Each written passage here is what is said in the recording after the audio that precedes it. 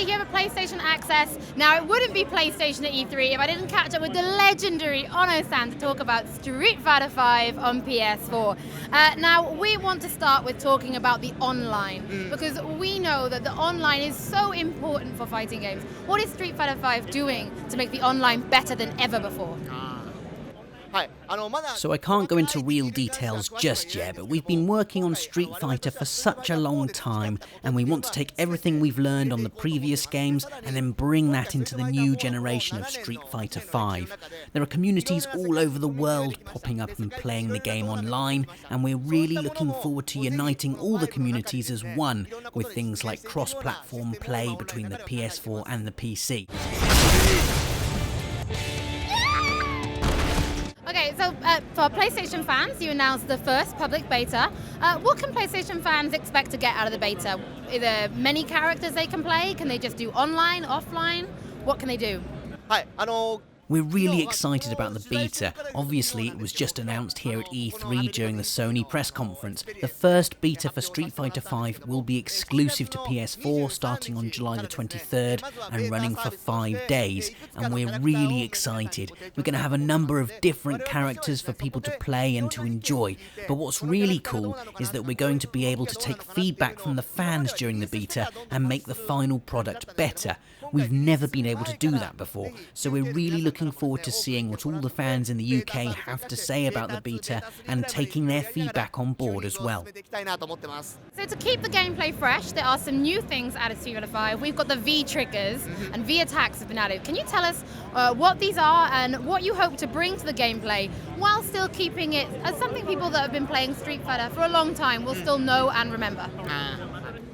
On Street Fighter V, it's very important to us to make sure the game is accessible to a wide audience. We've had people playing Street Fighter 4 for 6-7 years, but we really wanted to make sure that Street Fighter V appeals to all fans of Street Fighter. Whether you've played Street Fighter 2 20 years ago or Street Fighter 3, we really wanted to make the system easy for new players to come and enjoy, but also so that people who played the older games will feel a nostalgia.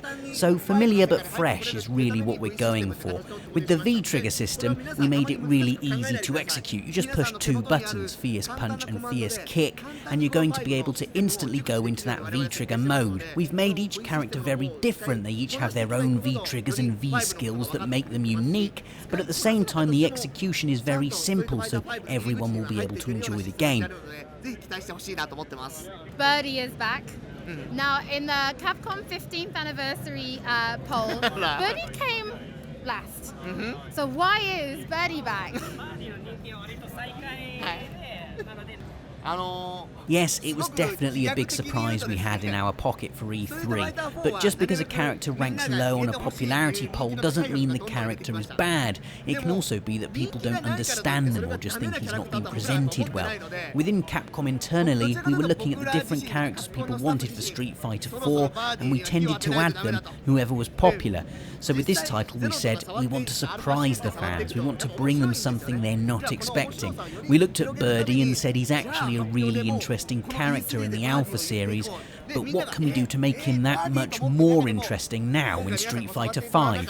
And you'll see he's let himself go, he's put on a bit of weight, but if you play him, you're also going to see he's a really fun and interesting character. So to everyone out there, play Birdie with an open mind, and I'm sure you'll be pleasantly surprised how he turned out. E3 is really just the start of our campaign for Street Fighter V. This is just the beginning. We have many more character reveals which will make you sit up and really pay attention. Your minds will be blown. So keep an eye out for the latest news. One of the biggest things that all fighting games have, whether it's Tekken or Street Fighter, is catering for the super fans, but at the same time trying to bring in a new audience and make the game bigger and better. What do Capcom and Street Fighter team feel they're going to do to make sure that Street Fighter V does both? Looks after the super fans, looks after the esports, but gets new players involved as well. As I mentioned with the battle system, we really want to make something fans are familiar with, but that feels fresh. So we feel that the hardcore guys, the dedicated super fans, are going to be excited and happy with how the battle system turned out. We tried to incorporate things from Street Fighter 4, 3 and 2, really bringing the best from every single game and combining it into something new in Street Fighter 5. In terms of the more casual fans, I can't go into any details yet, but with the online system we're preparing a lot of very cool things that online players are going to be able to really enjoy. It's going to keep them glued to their consoles. And behind all this is the esports, with the Capcom Pro Tour growing rapidly every single year. We really want to see the number of competitors increase and the level of spectatorship to increase as well. There's something in Street Fighter 5 for every single fan out there. Thank you so much for your time. It was amazing to finally meet you. Thank you very much. You guys can stay tuned to my YouTube channel because there'll be loads more about Street Fighter and E3 coming up. ありがとうございます。